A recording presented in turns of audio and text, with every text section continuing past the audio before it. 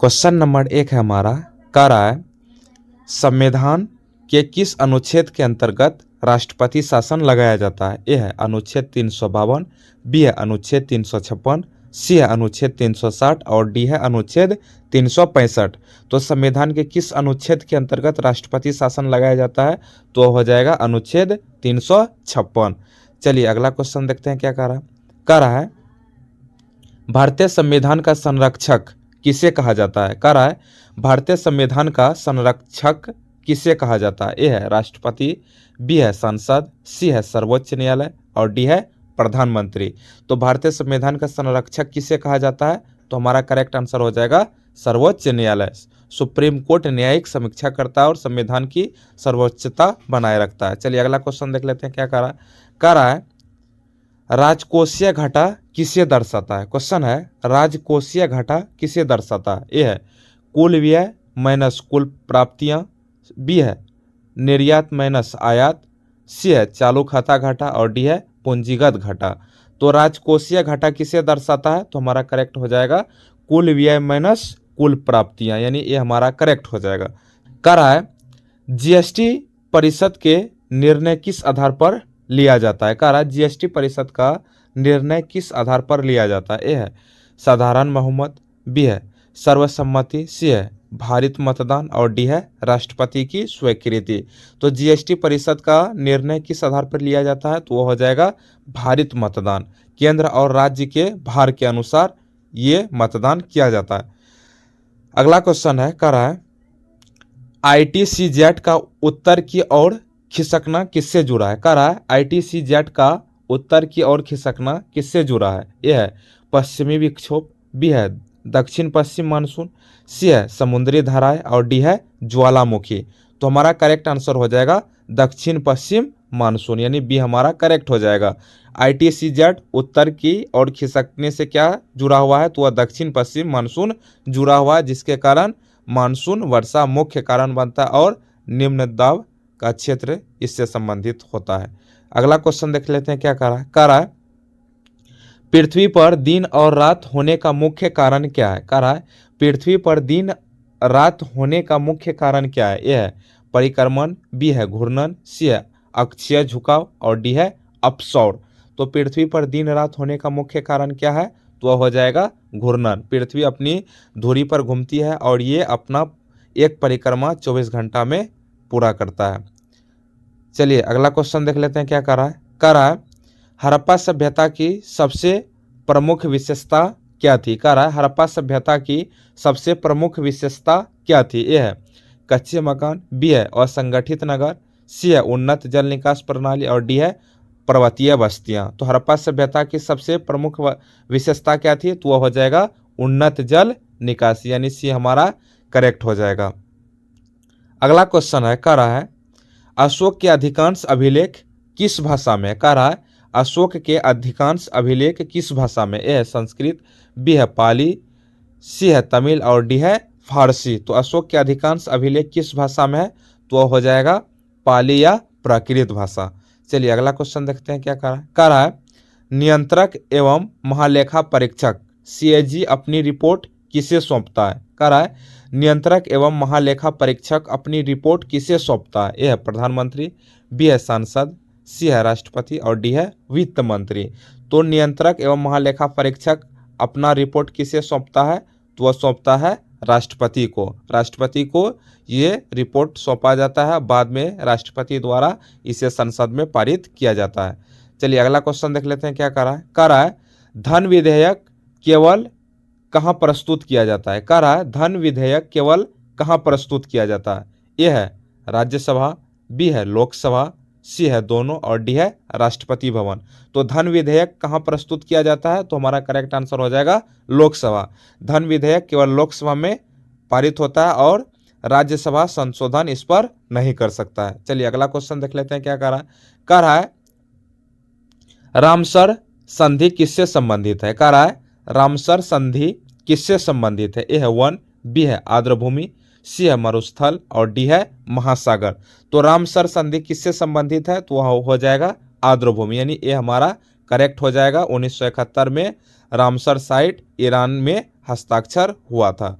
चलिए अगला क्वेश्चन देख लेते हैं क्या कह रहा है। क्वेश्चन है कह रहा है कार्बन न्यूट्रलिटी का अर्थ क्या है। कह रहा है कार्बन न्यूट्रलिटी का अर्थ क्या है। ए है शून्य उत्सर्जन, बी है उत्सर्जन बराबर अवशोषण, सी है केवल ऊर्जा सौर ऊर्जा और डी है उद्योग बंद करना। तो कार्बन न्यूट्रलिटी का अर्थ क्या हो जाएगा, तो उत्सर्जन बराबर अवशोषण, यानी बी हमारा करेक्ट हो जाएगा। अगला क्वेश्चन है कह रहा है अनुच्छेद 32 किससे संबंधित है। कह रहा है अनुच्छेद 32 किससे संबंधित है। ए है समानता, बी है स्वतंत्रता, सी है संवैधानिक उपचार और डी है धर्म। तो अनुच्छेद 32 किससे जुड़ा हुआ है, तो हो जाएगा संवैधानिक उपचार, यानी सी हमारा करेक्ट हो जाएगा। मौलिक अधिकारों की रक्षा करता है और इसे संविधान का आत्मा भी कहा जाता है। अगला क्वेश्चन है कह रहा है नीति निर्देशक तत्व किस भाग में है। कह रहा है नीति निर्देशक तत्व किस भाग में है। ए है भाग 3, बी है भाग 4 और सी है भाग 4A और डी है भाग 5। तो नीति निर्देशक तत्व किस भाग में है, तो हो जाएगा भाग 4। चलिए अगला क्वेश्चन देख लेते हैं।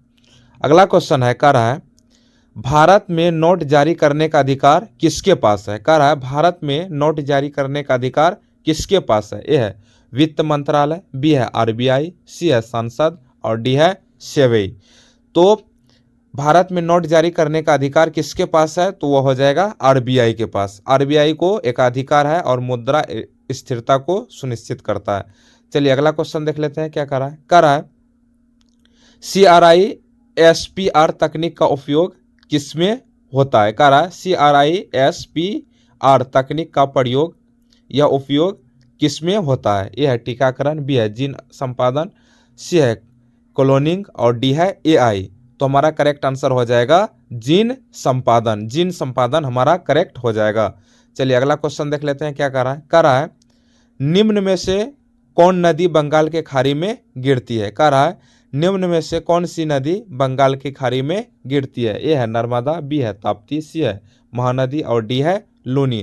तो इनमें से कौन सी नदी बंगाल की खाड़ी में गिरती है, तो वो हो जाएगा महानदी। पूर्व की ओर बहने वाली नदी बंगाल की खाड़ी में गिरती है, जिसमें से एक महानदी भी है। अगला क्वेश्चन है कह रहा है मुद्रास्फीति का अर्थ क्या है। कह रहा है मुद्रास्फीति का अर्थ क्या है। ए है कीमतों में गिरावट, बी है कीमतों में वृद्धि, सी है बेरोजगारी और डी है मंदी। तो मुद्रास्फीति का अर्थ क्या हो जाएगा, तो वो हो जाएगा कीमतों में वृद्धि। चलिए अगला क्वेश्चन देख लेते हैं। क्वेश्चन है मौलिक कर्तव्य किस देश से लिए गए। कह रहा है मौलिक कर्तव्य किस देश से लिए गए। ए है UK, बी है USA, सी है USSR और डी है कनाडा। तो मौलिक कर्तव्य किस देश से लिया गया है, तो हो जाएगा USSR सोवियत संघ से लिया गया है, जो कि 42वां संविधान संशोधन से संबंधित है। अगला क्वेश्चन है कह रहा है जैव विविधता का सबसे समृद्ध क्षेत्र कौन सा है। कह रहा है जैव विविधता का सबसे समृद्ध क्षेत्र कौन सा है। ए है मरुस्थल, बी है घास भूमि, सी है उष्णकटिबंधीय वर्षावन और डी है टुंड्रा। तो जैव विविधता का सबसे समृद्ध क्षेत्र कौन सा है, तो हो जाएगा उष्णकटिबंधीय वर्षावन, यानी सी हमारा करेक्ट हो जाएगा। चलिए अगला क्वेश्चन देख लेते हैं। अगला क्वेश्चन है कह रहा है लोकसभा अध्यक्ष को हटाने के लिए किस बहुमत की आवश्यकता होती है। कह रहा है लोकसभा अध्यक्ष को हटाने के लिए किस बहुमत की आवश्यकता होती है। ए है साधारण, बी है विशेष, सी है 2/3 और डी है सर्वसम्मति। तो लोकसभा अध्यक्ष को हटाने के लिए किस बहुमत की आवश्यकता होती है, तो हो जाएगा विशेष बहुमत। विशेष बहुमत आवश्यक होता है, संविधान में इसका प्रावधान किया गया है। अगला क्वेश्चन है कह रहा है पृथ्वी का सबसे बड़ा महासागर कौन सा है। कह रहा है पृथ्वी का सबसे बड़ा महासागर कौन सा। ए है हिंद, दूसरा है अटलांटिक, सी है प्रशांत और डी है आर्कटिक। तो पृथ्वी का सबसे बड़ा महासागर कौन सा हो जाएगा, तो हो जाएगा प्रशांत महासागर। क्षेत्रफल में सबसे बड़ा है और सबसे गहरा भी। अगला क्वेश्चन कह रहा है स्वदेशी आंदोलन किस वर्ष शुरू हुआ। कह रहा है स्वदेशी आंदोलन किस वर्ष शुरू हुआ। ए है 1903, बी है 1905, सी है 1907 और डी है 1911। तो स्वदेशी आंदोलन किस वर्ष शुरू हुआ, तो हमारा करेक्ट आंसर हो जाएगा 1905, यानी बी हमारा करेक्ट हो जाएगा। बंगाल विभाजन के विरोध में राष्ट्रीय आंदोलन को गति मिली। चलिए अगला क्वेश्चन देख लेते हैं। क्वेश्चन है कह रहा है ब्लैक होल क्या है। कह रहा है ब्लैक होल क्या है? ए है उपग्रह, बी है तारा, सी है अत्यधिक गुरुत्व क्षेत्र और डी है आकाशगंगा। तो ब्लैक होल क्या है यही पूछ रहा है, तो हमारा करेक्ट आंसर क्या हो जाएगा? तो हमारा करेक्ट हो जाएगा अत्यधिक गुरुत्व क्षेत्र। प्रकाश भी बाहर नहीं निकलता है, आइंस्टीन के सिद्धांत पर यह आधारित है। चलिए अगला क्वेश्चन देख लेते हैं। कह रहा है योजना आयोग को किससे बदला गया? कह रहा है योजना आयोग को किससे बदला गया? ए है वित्त आयोग, बी है नीति आयोग, सी है आर्थिक परिषद और डी है नीति परिषद। तो योजना आयोग को किससे बदला गया? तो हमारा करेक्ट आंसर हो जाएगा नीति आयोग। 2015 में नीति आयोग को बदल करके उसके स्थान पर योजना आयोग को लाया गया है ना। तो अगर ये वीडियो अगर आपको पसंद आया होगा तो चैनल को ज़रूर सब्सक्राइब कीजिएगा, अपने दोस्तों के साथ शेयर जरूर कीजिएगा, क्योंकि आपका एक शेयर हमारे लिए मोटिवेशन का काम करता है।